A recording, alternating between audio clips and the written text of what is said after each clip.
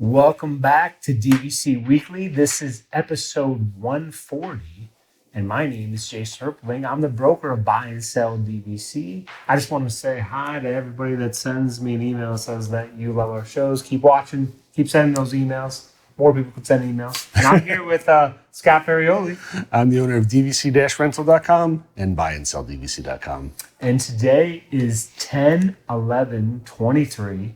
So your 7-month window is going to be September 11th, 2024, and the 7th-month window is May 11th, 2024. Time is just moving quickly this year. Soon your kids will be going off to college. It's true, but yours are first, though, so that's good news. Today on the buy and sell side of things, it is, do DVC members ever buy the perfect amount of points? And in my opinion, the answer is no. Most people are going to vacation slightly different every year, whether you need a shorter stay, a longer stay, a bigger room, a smaller room, a different resort, a different, maybe you want to go to Hilton Head, Vero Beach, Alani. And so if you're out there thinking about buying DVC and you're stuck on the right number of points, I will tell you that with most people, there is no perfect number of points.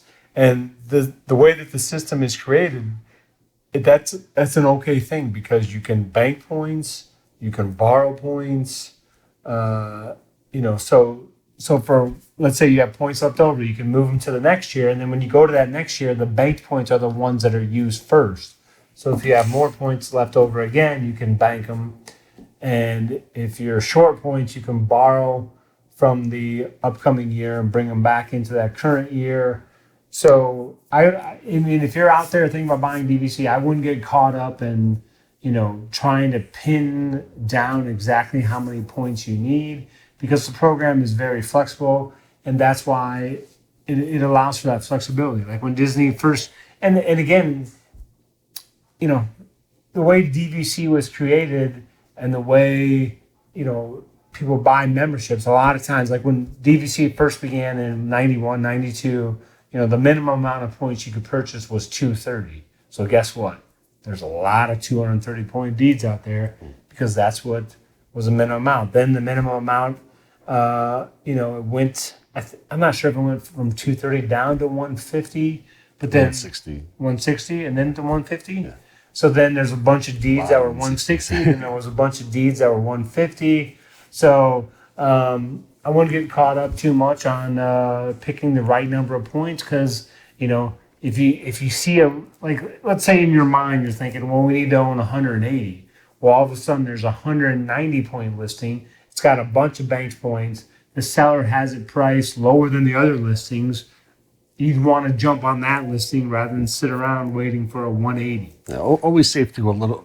I always tell people it's normally best to figure out what you might need and then just go a little bit more, because it's easier to just bank them and keep using them or rent them out than to sit there and be short every year and have to borrow or start renting points from us. It's much easier to have a little bit extra and know that you're covered than to be scrambling and stressed out every single year. Definitely, because like you say, you could bank the points, and then exactly. The regular points are used first, or the bank points are used first. Mm-hmm.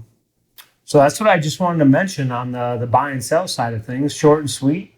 There's not a perfect amount of points. I would definitely, if you have the one trip that you'd like to do, try to at least buy that many points. And like Scott says, buy a few extra.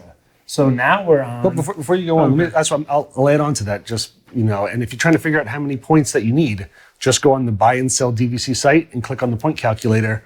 Put in the dates that you think your family probably will be traveling, and the point calculator will tell you exactly how many points at every single resort in every size room for what you may want. So that's the best way to try to figure out what you might be looking at, and then again go a little bit higher. Yeah, because really, and that is the best way to get an answer to that question, is because back in like 99, like when I worked for DVC, you were supposed to say like 150 points will give you 7 to 10 days in the studio in the slow time. Well, the answer is, to me, it doesn't apply anymore because people, then you have to define what is the slow time because people are like, there's people here all the time. And I don't think there's a slow time.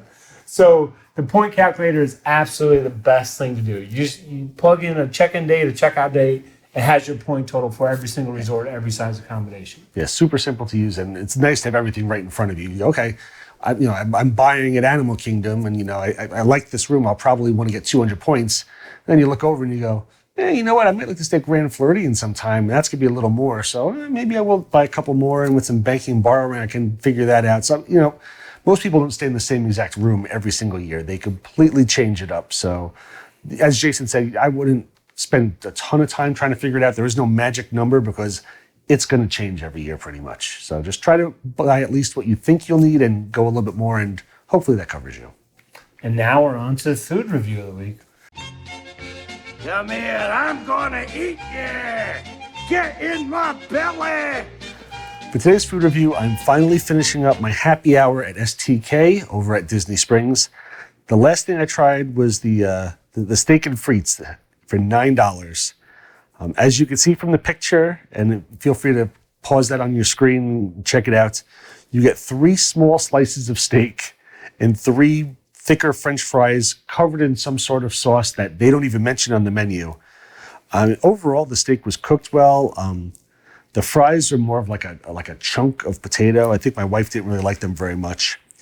The flavor gets you up to a 7.3. It was decent, but for the value, it's like a 2 at best. I mean, this was not a good thing. I could barely get any food for $9, and I would absolutely never get this again. And truthfully, I felt kind of ripped off afterwards, because while $9 is not a ton of money for steak, when you see the tiny portions that come there, I mean, it's like an ounce or something. It's like it was pretty ridiculous, but it was cooked decently. And I will say one thing I didn't like is that it was covered in a sauce that was never mentioned on the menu.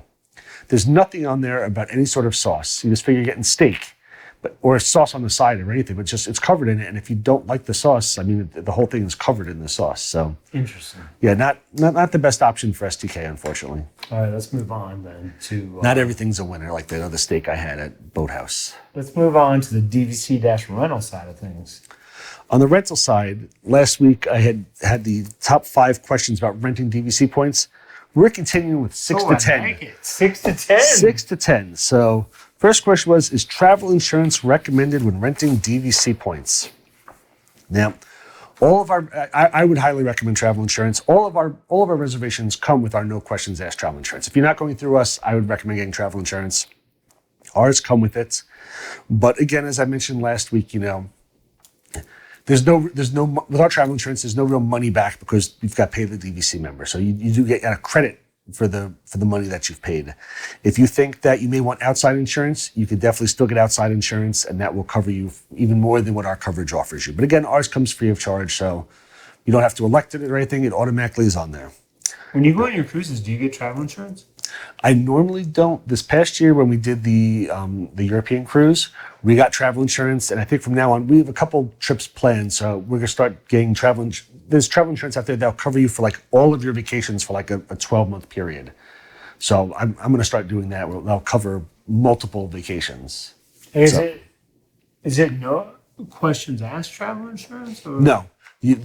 Ours is no questions asked. Anything happens, you can just cancel. With the regular travel insurance, which is another reason why it's not as great, you have to have like a qualifying reason. Like somebody's gotten sick, you have to get a doctor's thing to prove it. Like it's not no questions asked. There's only specific reasons that you can cancel your vacations. Interesting. Yep. So are there? Sorry, I didn't mean No. Because I don't think I've ever purchased travel insurance on any cruise, any trip I've ever done. That's why I was asking. Yeah, I really haven't either until this last trip, but now going forward, I think I'm going to. So are there any restrictions or blackout dates when renting DVC points? There are no blackout dates. As Jason actually had mentioned last week, just one of the main things to consider though, and while it's not a restriction, is that rooms sell out much further in advance than regular Disney rooms. So when you're renting DVC points, Not a restriction, but if you're looking for a room 3-4 months from now, there could barely be anything left. So definitely plan accordingly with that. But no blackout dates, no restrictions. The only restriction I'll say a little bit is just that I mentioned before, the cancellation policy, different than Disney's. It's just, we can't just allow regular cancellations. But that's really the only restriction, blackout dates or anything like that. Can I add Disney dining plan to my DVC point rental reservation? You can now, as rooms coming up in reservations in 2024. We can add the dining plan for you. Personally, I've never been a real fan of the dining plans. I find that you don't really save much money, and they force you to eat more food than you normally would have purchased on your own.